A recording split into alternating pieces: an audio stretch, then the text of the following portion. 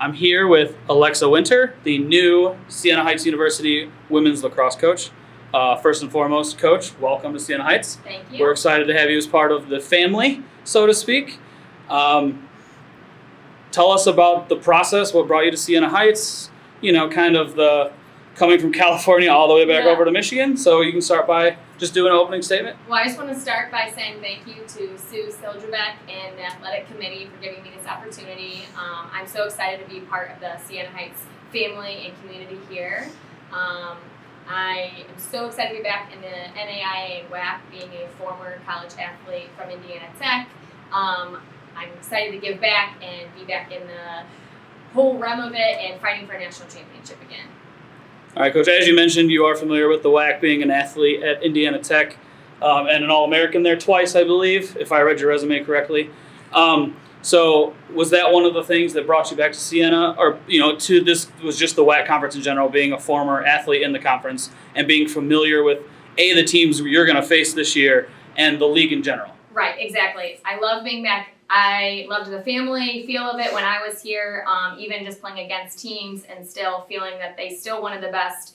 Even if you were a rival, they still wanted to see you succeed when it came down to the national championship time and someone in your conference was playing, you still rooted for them. And I loved that. So I'm so excited to be back here.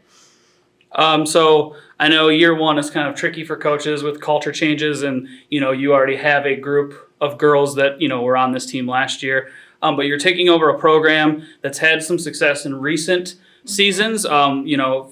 Retired coach Cindy Hill did a really good job of building this program. She built it from scratch.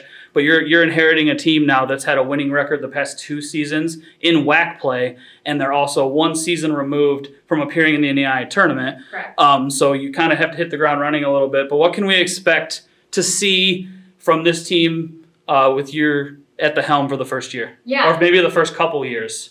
Cindy did an amazing job. She was a recruiting machine. She brought so many girls in, and I'm so excited to be following in her footsteps. I'm going to continue to bring that family feel for the girls. I'm going to challenge them. I'm going to push them, not only on the field, but in the classroom.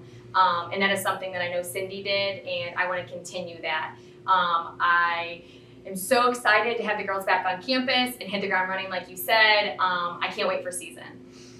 All right.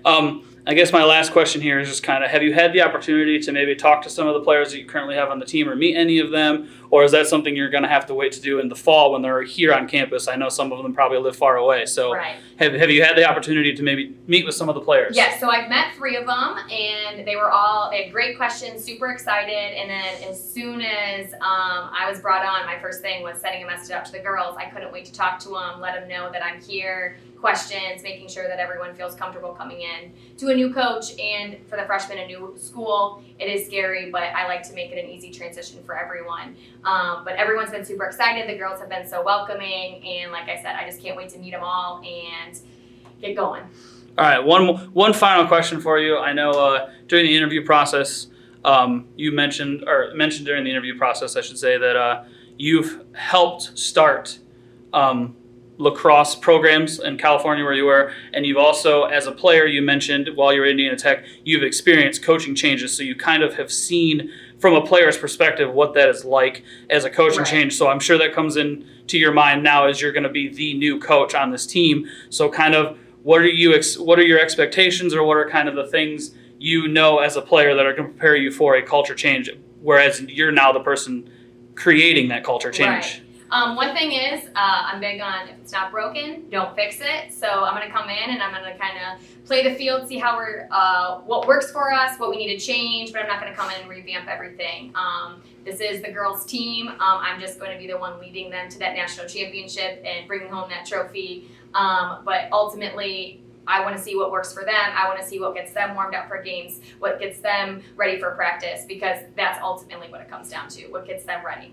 So you use the word their team and family a lot. So kind of it sounds to me as though like the culture you're trying to set is that this team kind of belongs to the girls that are on the team, and you're just kind of going to be the facilitator for that. So really like a family environment is kind of the culture you're trying. I'm always ears open, doors open, come talk to me if you want to recommend something for practice or you have a thought or anything. I love to hear it, being on the same page, just finding out where everyone's at. I think it makes us a more successful team and program. Great. Well, thank you, Coach, and once again, welcome to the Siena Heights family, and we Thank you. look forward to seeing your girls on the field this Thank spring. you so much.